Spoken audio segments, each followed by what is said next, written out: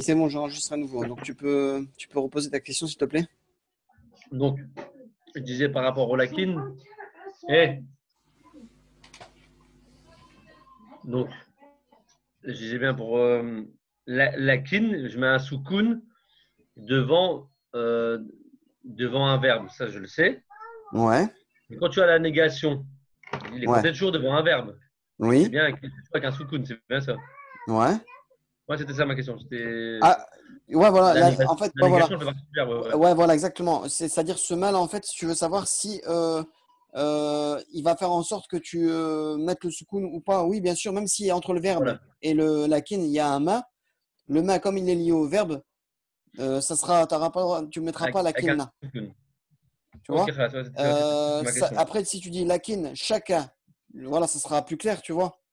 Ouais. Lakin, chacun, mais là, s'il y a un ma ou un la, ben non, ça ne changera rien. Ok? C'est comme le fameux Ok. alif lam devant un mot, ou alors le hadal kitab. Tu vois, hadal kitab, des fois, on a l'impression que hada, c'est un mot en plus, et ça va changer. Si on dira fi hadal kitabi, ça rendra majrour le kitab, même s'il y a hada devant. Tu vois, on considère, on fait comme Ah, s'il mais n'était j'avais pas pas là. compris. Ah, Ok? ouais, j'ai bien compris, j'avoue. Voilà. Alors, c'était à moi. Le menuisier est parti, mais il n'a pas pris son rabot. Possible, ils n'ont pas pris son rabot. Ok. ذهب النجار لكنه ما أخذ من جاره. Alors, ذهب النجار ولكنه ما أخذ من جاره. Donc, tu as mis la Voilà, même phrase que أخذ, moi. voilà. C'est bien, machallah. ذهب النجار لكنه ما أخذ من جاره. Donc, tout simplement.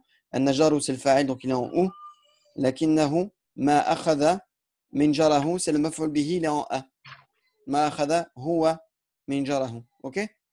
On continue. Prochaine phrase. Alors, cet élève ne sort de l'école que le soir.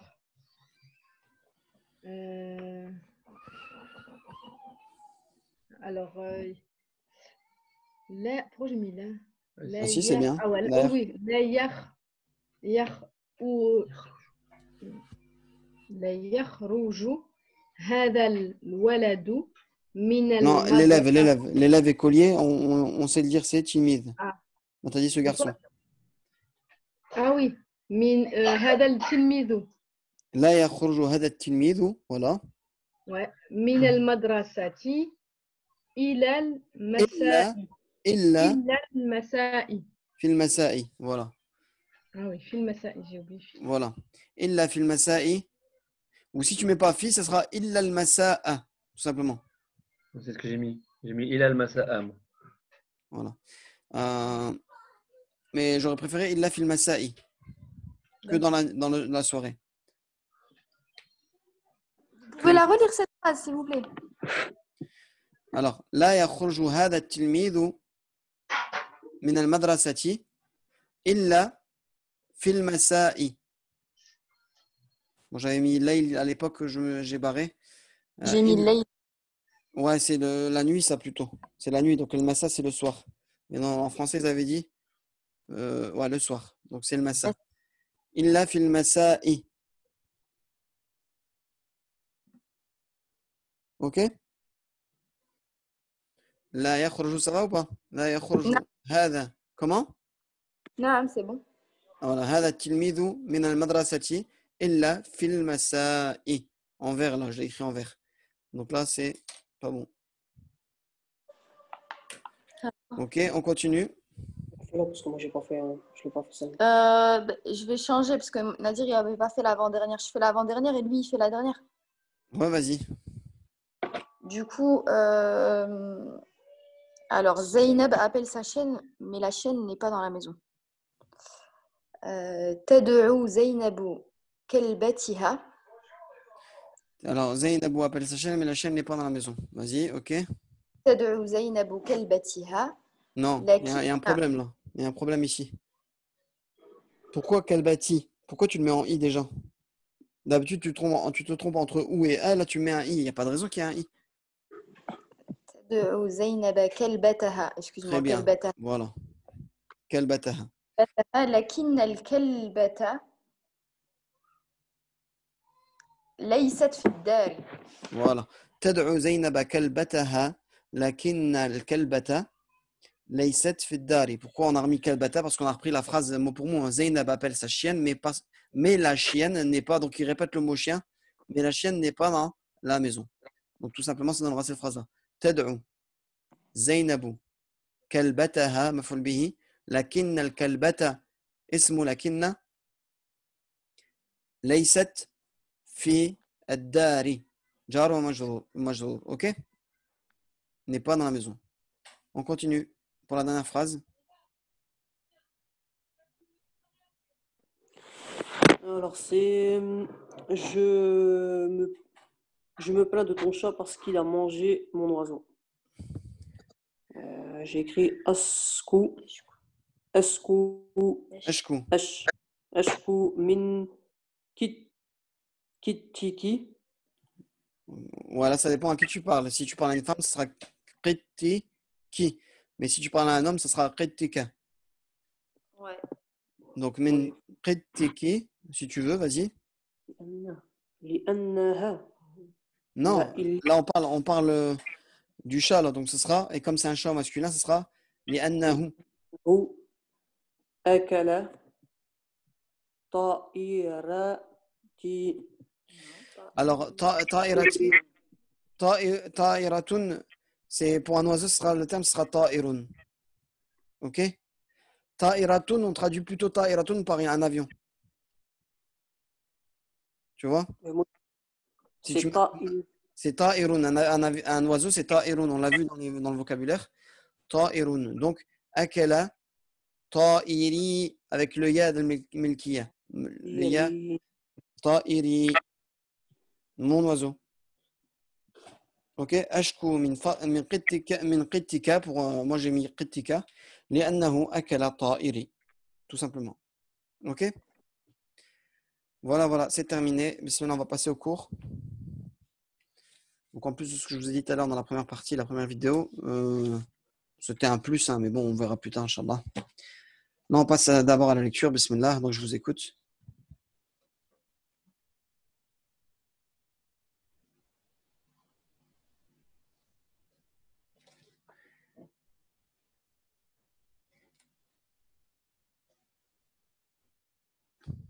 Ah ben, c'est à qui de lire?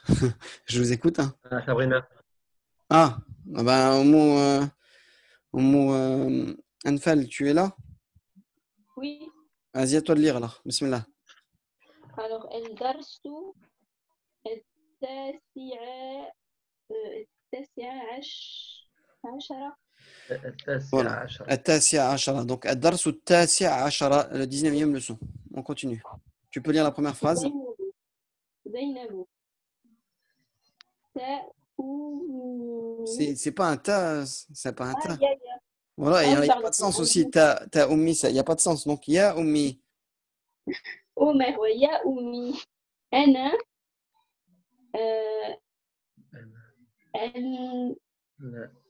j'arrive pas à dire ce mot-là. Attends, 2 secondes. Ton micro, il est allumé, Abou Ishaq. Ah, pardon. Donc, on t'entend. Ouais. Donc زينب يا أمي أنا لأن Ya ummi, لا. ana, الآن. الآن لا أشعر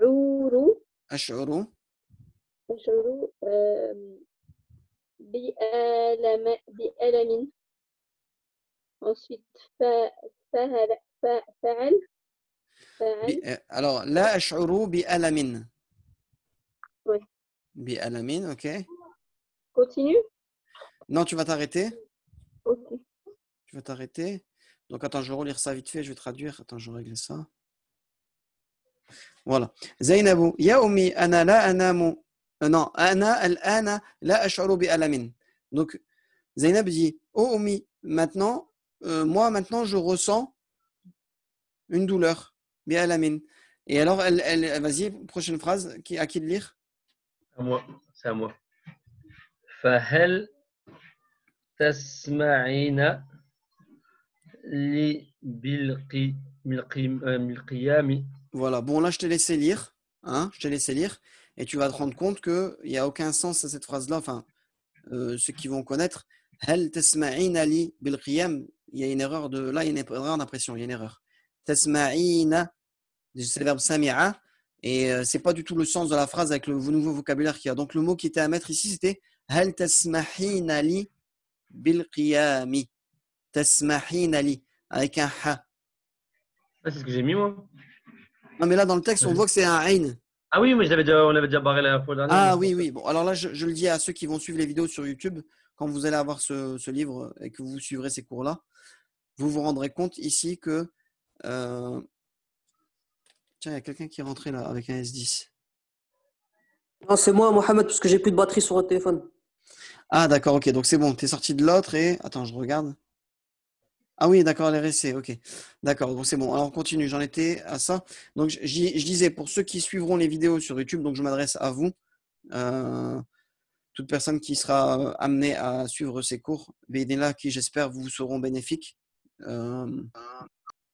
Donc, Fahal Tesmahina, essayez de couper les micros s'il vous plaît. Attendez, je vais voir. Ah, c'est bon, hop.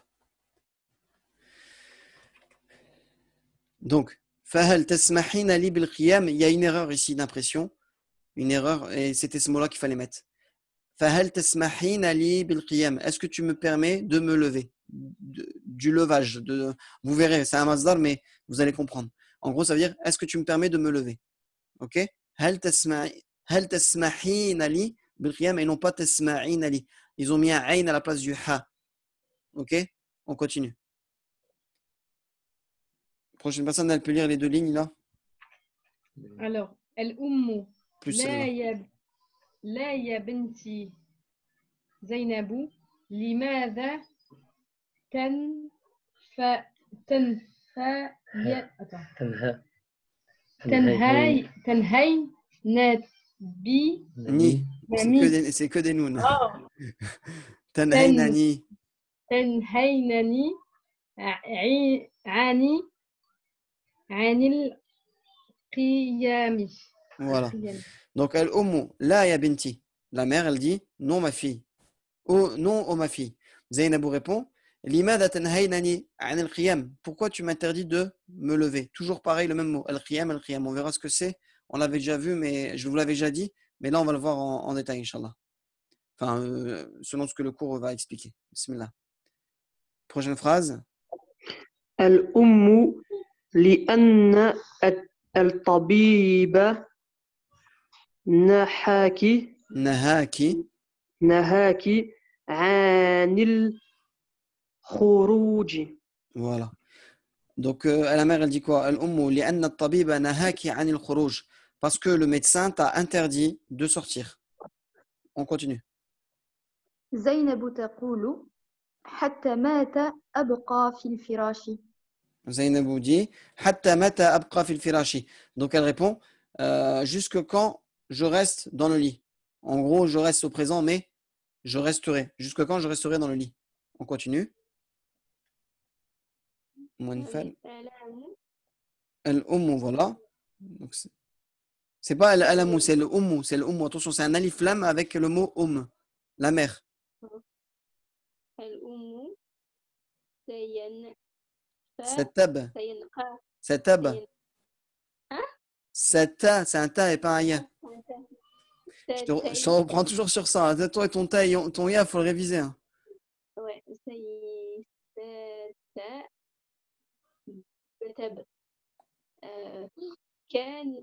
كان oh punaise.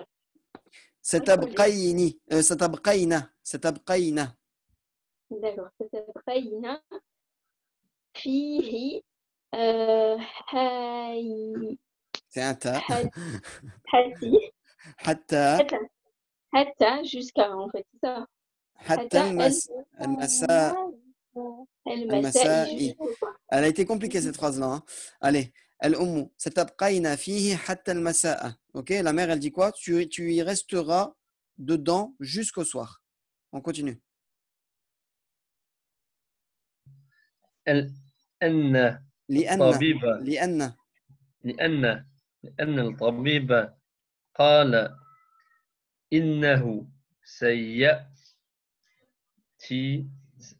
سيأتي في المساء. Voilà. لأن الطبيب قال إنه سيأتي في المساء. Donc, parce que le médecin a dit qu'il viendrait dans le soir, dans la soirée. Ok? On continue. Et là, vous voyez bien qu'on a utilisé le verbe qala, il a bien mis inna, comme je vous disais la dernière fois. On ne dit pas qala anna. La plupart des gens aujourd'hui disent qala annahu, et c'est faux. Qala innahu. Donc, il a bien mis inna. Ok, on continue. Alors, donc c'est la'ala La'alla, لعل الطبيب عند رجوعه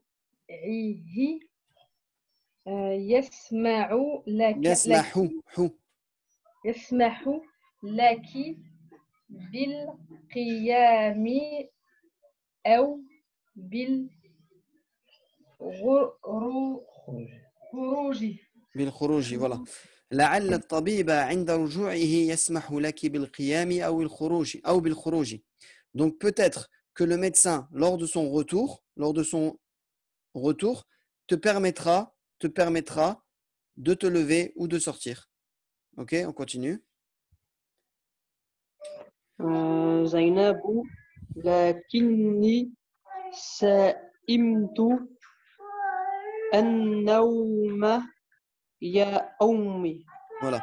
Zainabou elle dit lakinni sa'imtu an-nawma ya ummi.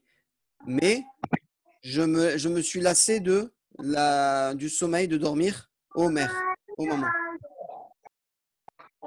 On continue. الأم تقول قد بقيت طويلا في فراشك يا زينب لكني سأقرأ لك قصة جميلة من هذا الكتاب. Bon, ouais, t'as fait une grande phrase, bon, c'est pas grave. Et la dernière, ce sera pour Sabrina, c'est ça? Hein. Ok. Al-Ummu, qad baqiti. Donc, qad baqiti tawilan fi firashiki ya Zainabu, lakinni sa'aqra'u laki qissatan jamilatan min hadha al-kitab. Donc, elle dit, tu es certes resté longtemps dans ton lit, ô Zainab, mais je vais te lire une belle histoire de ce livre. On continue. À toi, Sab. Allô, allô? يا Ta, non ta'khudhu. تأخذ Voilà. أم Al-ummu. Si tu الأم t'arrêtes, tu diras al-ummu. Sinon, tu continues, tu dis ta'khudhu al-ummu. تأخذ الأم الكتاب Ba. كتاب Tab. وتبدأ القراءة je sais plus lire mon punaise. Allez, quelques mots. وبعد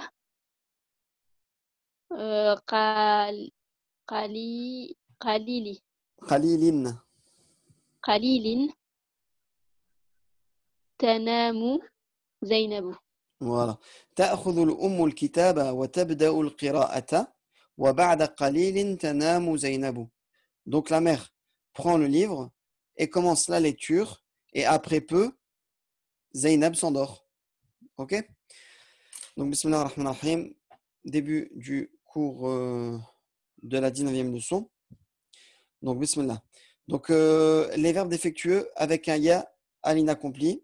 On avait vu que les verbes défectueux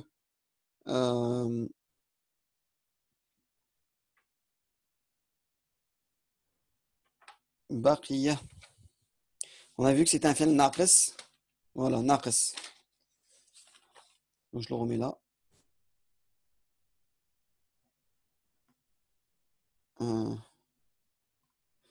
Naqisun. Ok, ils sont de deux types. Quand on a un ya, voilà, quand on a un ya, la dernière fois on l'avait vu qu'avec un wa, et un ya, mais avec un accompli en a, c'est-à-dire un présent en a, c'est différent. On avait vu en ou, on avait vu en i, et maintenant on voit un présent en a. Ok? Alors il dit qu'ils sont de deux types. Ils sont du type fa'ila, exemple. Fa'ila yaf'alu, exemple. Baqiya yabqa, rester, demeurer. Et le type fa'ala, yaf'alu. Donc naha, yanha, interdire. Et donc, il a mis qu'un seul tableau, il n'a pas mis le deuxième, parce que le deuxième, il est quasi pareil. Et on va le lire ensemble. Donc la conjugaison de baqiya yabqa. À l'accompli, ce sera ana baqitu. Bah oui, puisqu'il y a voilà. Donc c'est baqiya, voilà. C'est le verbe baqiya. Donc au passé, il y a un i automatiquement. OK? Il y a un i automatiquement. Donc ici, on le retrouvera ici. Baqitu, ana baqitu, anta baqita, anti baqiti, huwa baqiya et hiya baqiyat. Tout simplement. Et au présent, ça donnera ana abqa, puisque c'est en a. Voilà, baqiya yabqa au présent. Abqa, tabqa, ana abqa, anta tabqa, anti tabqayna, huwa yabqa, hiya tabqa. Ok? Donc rien de compliqué à apprendre, s'entraîner, faire des exercices et retenir. C'est le plus dur, c'est de retenir. Voilà. Bien sûr, je rappelle, hein, si vous voulez retenir, c'est important l'écoute. Plus vous allez écouter de l'arabe, plus vous allez retenir facilement. Parce que faire du théorique comme ça, sans appliquer à chaque fois, c'est difficile. Hein. Au moins, vous comprendrez. Après, l'idéal, c'est de parler aussi en arabe à une personne qui parle en arabe. Donc, quant au verbe défectueux du type fa'ala, yaf'alu, comme naha, yanha. Alors ici, à ne pas confondre, la petite fatha qui est là, c'est pas un i, c'est la fatha du mot bana juste en dessous, mais ils l'ont trop collé au-dessus. Donc on a l'impression que c'est fa'ala, fa'ila. Mais c'est bien fa'ala. Donc, quant au verbe défectueux, du type fa'ala, yaf'alu, comme naha, yanha, il se conjugue à l'accompli comme bana et à l'inaccompli comme baqiya. Donc là, il vous explique en gros que ce verbe-là, naha, yanha, il va se conjuguer à l'accompli comme bana et à l'inaccompli comme baqiya. Donc l'inaccompli, ce sera comme ce tableau-là. À l'inaccompli, ce sera comme ici. On dira anha, tanha, tanhaina, yanha et tanha. Ok? Et il va se conjuguer à l'accompli comme bana, comme dans le tableau précédent. Deux leçons avant, pardon. 2 leçons avant. Voilà, ici. À l'accompli, il va se conjuguer comme ça. Nahaitu. Nahaita. Regardez, bana. C'était le son 17e leçon. Nahaitu. Nahaita. Nahaiti. Naha. Nahat. Tout simplement. OK? Donc là, il va falloir vous servir de ces 2 tableaux-là pour faire l'exercice qui va venir. À la fois, pour le présent, vous prendrez ici, et le passé, vous prendrez ça. Et pour le futur, pour le présent, vous prendrez ce tableau-là. Le dernier tableau. Pour le présent. Comme abqa. OK? Alors, il vous a dit ici, à l'accompli comme bana et à l'inaccompli comme baqiya. Donc, à l'inaccompli comme ici. Ça sera anha, tanha, tanhaina, yanha et tanha. OK? Donc, c'était bien le verbe naha, yanha. OK? Donc, très simple. Remarque. Alors, ici, il y a une petite remarque importante qu'on retrouvera souvent dans les verbes. Devant un prénom affixe. Non, ça, c'est pas le plus important. C'est la remarque qui sera là, ici, en dessous. On verra ici. Mais ça, il faut le savoir aussi. Devant un prénom affixe, le ya sans point se transforme en alif. Donc, c'est tout simple. Hein. Bana daran. Il a construit une maison. Banaha, il l'a construit. Donc, ça, c'est ce qu'on appelle un damir muttasil. Le prénom affixe, c'est le damir muttasil. Quand il est collé au mot, tout simplement, le alif maksour, il devient un alif mamdoud. Tout simplement. OK? À retenir. C'est juste histoire d'écriture. OK? Pareil ici. Ça ne change rien le sens. Enfin, si ça change le sens, parce que là, c'est un pronom, donc ça changera le sens de la phrase. Il l'a construite. Donc ici aussi, At-tabibu yanha al-marida anil khuruji. Le médecin interdit aux malades de sortir. Donc ici, on a un alif maksour. OK? Et yanhahu anil khuruj. Il lui interdit de sortir. Donc là, on a réduit le maf'ul bihi à un damir ici. Yanhahu. Et donc, on a bien notre alif ici qui est monté, un même doud. OK? Tout simple. Rien de compliqué.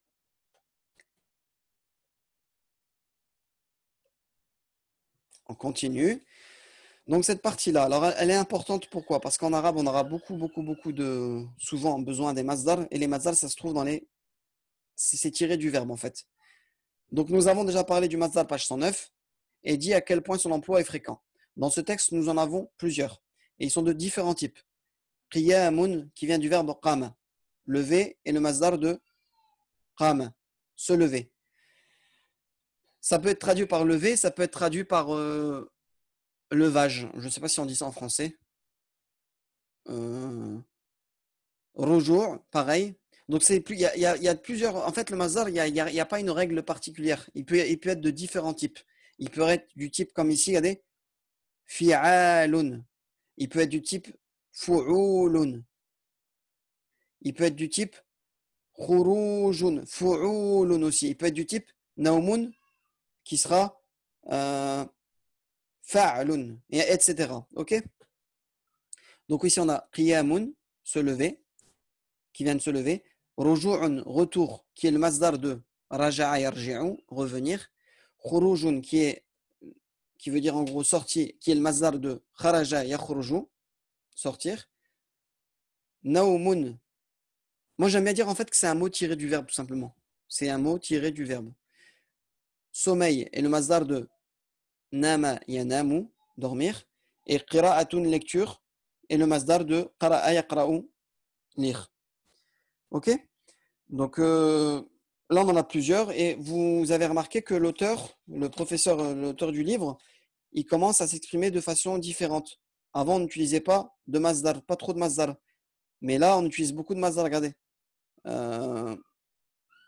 Bil qiyam, hal tasmahu, hal tasmahina li bil qiyam. Est-ce que tu me permets de sortir? Et ainsi de suite. Et petit à petit, ça va changer en fonction de ce qu'on avance. Après, quand on verra plus de conjugaisons, on utilisera des verbes aussi dans les phrases, beaucoup plus de verbes, ok? Donc ça c'est parti, cette partie c'est bon. Donc les masdar, à essayer de retenir en apprenant, quand on apprend un verbe, on essaie de retenir son masdar. Je vous rappelle ici dans le lexique qu'on a toujours un masdar quand on regarde un dictionnaire qui sera énoncé de cette façon. Par exemple, dans les lames, labisa yalbasu, le présent il est là, lubsan. Ici par exemple, regardez, la'iba yal'abu, la'iban, ou lu'ban ou la'ban. Voilà, il y a différents types de masdar. Ça, je les ai trouvés dans un dictionnaire aussi. Donc, la'iba yal'abu, la'iban. Un masdar, deux masdar. Des fois, tu as des mots avec deux, trois masdar. Ou plus. Qata'a, yaqta'u. Donc, bien sûr, vous avez compris ici que ici, c'est le passé. Ici, c'est le présent. Aujourd'hui, on ne le réécrit plus, si vous voulez. Dans les dictionnaires contemporains, on ne réécrit plus le mot. Vous prenez des dictionnaires de l'époque où il y avait plus de gens qui parlaient l'arabe littéraire, notamment à l'époque qui se rapproche des CF Salah et tout. Vous prenez les dictionnaires. Dans les dictionnaires de cette époque-là, vous verrez, on met le verbe au passé, on met le verbe au présent. On dira qata'a, yaqta'u, et on mettra qat'an. On mettra aussi le masdar et tous les masadr, et on donnera des exemples en fait avec des versets ou des poésies de l'époque de l'Jahiliya, de l'ignorance. Ok, donc ça c'est les petites parenthèses. Donc voilà, les masdar à essayer d'apprendre avec les verbes. Donc là aujourd'hui il vous a mis des nouveaux masdar. Donc ça veut dire quoi? Ça veut dire que il faut les connaître en plus du vocabulaire. Ok, mais en général quand on connaît bien le verbe, le masdar on le devine tout de suite. Quand on voit le verbe se lever, si on sort le masdar du verbe se lever, ça vient du même sens, se lever. Pareil, revenir, regardez, retour. Sortir, on devine directement, comprenez? On devine le sens. Donc voilà, ok. En fait, il faut retenir la forme de la prononciation du mot. Ok. Si ça sera à la wazni fi'al, si ça sera à la wazni fu'ul, etc. Ok. Ensuite, une petite partie qu'on va souvent entendre maintenant. Alors, tanhaynani, tu m'interdis. En fait, ici, regardez ce qui se passe. Le pronom affixe de la première personne, ya, devient ni, avec un nun, lorsqu'il suit un verbe. Donc, à chaque fois que ça suivra un verbe, au lieu de dire, par exemple, on m'a frappé, darabi, on ne dira pas darabi, on dira darabani, darabani. Ok, il y aura un nun qui va se mettre devant le ya. Tout simplement parce qu'on ne peut pas dire daraba yi. Daraba yi. Ok? On rajoutera un nun pour qu'on puisse comprendre en fait, qu'on puisse bien prononcer. Darabani, tanhaynani, etc. Donc ça, retenez-le. Exemple, regardez. Sa'alani, et non pas sa'ala yi, ça ne se dira pas. Il m'a interrogé. Nahani, naha yi, ça ne se dira pas. On dira nahani, il m'a interdit. Ok? À retenir. Qu'est-ce qu'il dit ici? Remarquons que le verbe naha se construit avec deux compléments. Un complément d'objet direct, la personne à qui l'on a interdit, et un complément d'objet indirect introduit par la proposition an, la chose que l'on a interdit. Donc voilà, là c'est ce qu'on appelle un verbe doublement transitif. Nahaytuhu an kada. Nahani an kada. Il m'a interdit de quoi? De ça. On est obligé pour qu'elle ait un sens complète. Il m'a interdit quoi? Il faut qu'on sache de quoi il m'a interdit. Donc là, c'est ce qu'on appelle un verbe doublement transitif. Muta'addiyan ila maf'ulayn. Nahani an.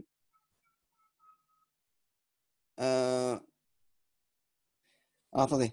Nahal marida an al-khuruji. Non, on va pas dire que c'est maf'ulayn, pardon, excusez-moi. Pardon. Parce qu'il y a an. Désolé. Donc s'il y a an, ce n'est plus le deuxième terme, ce n'est plus un maf'ul bihi, le deuxième terme. Yanha al-marida, c'est le maf'ul bihi. An al-khuruji, on va pas appeler ça un maf'ul bihi. Donc non, on va pas dire que c'est un verbe. Excusez-moi, alors je reprends. On va pas dire que c'est un verbe doublement transitif. C'est un verbe avec deux compléments, tout simplement. Un complément d'objet direct et un complément d'objet indirect, qui est différent de ce qu'on avait vu la dernière fois avec un complément d'objet secondaire. Voilà, le complément d'objet secondaire, c'est lorsque là, on aura comment on appelle ça, un verbe doublement transitif. Je ne sais plus quel exemple j'avais pris comme verbe. Ça, je vous invite à regarder la vidéo sur ça qui parle de ça. Les verbes transitifs, intransitifs et doublement transitifs. Ok, donc là, ce n'est pas le cas. C'est ce qu'on appelle...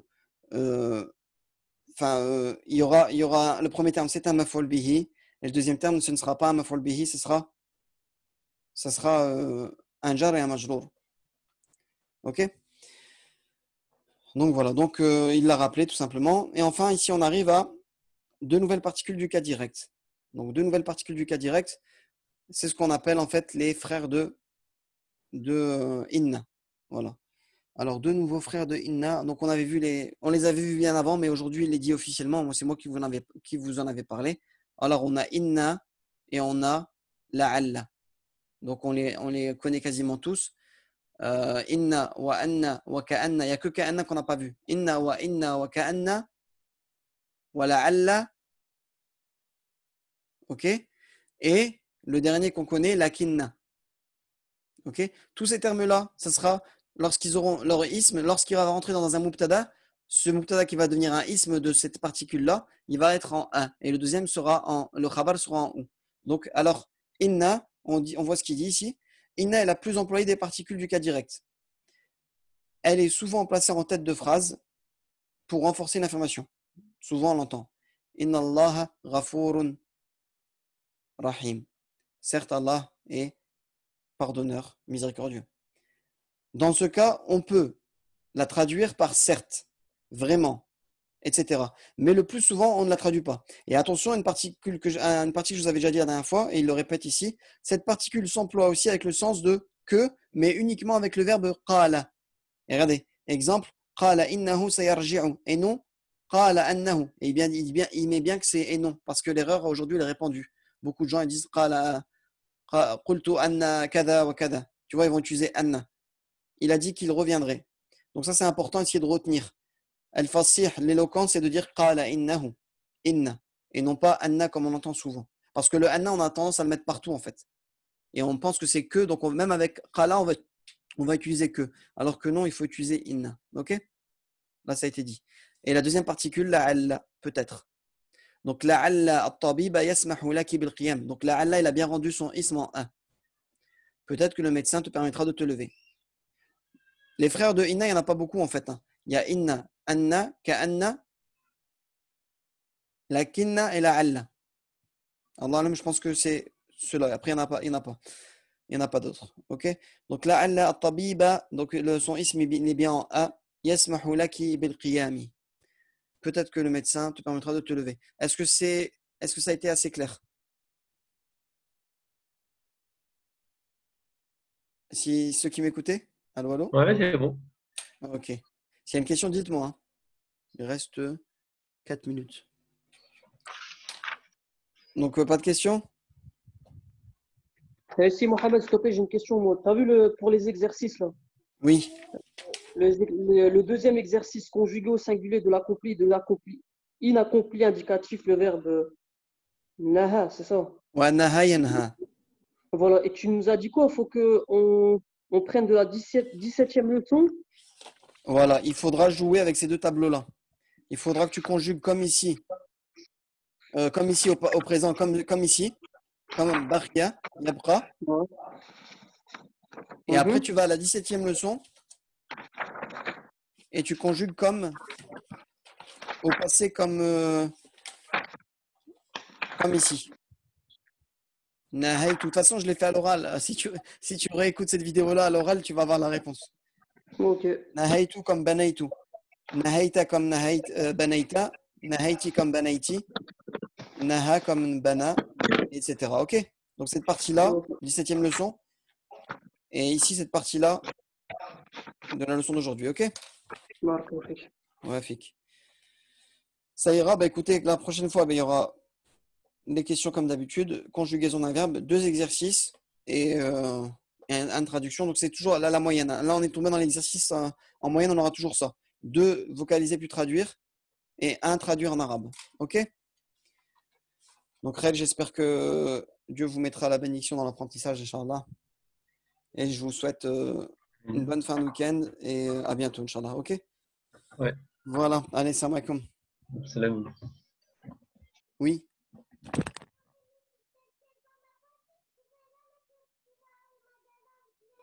D'accord, vas-y, ok. À tout de suite.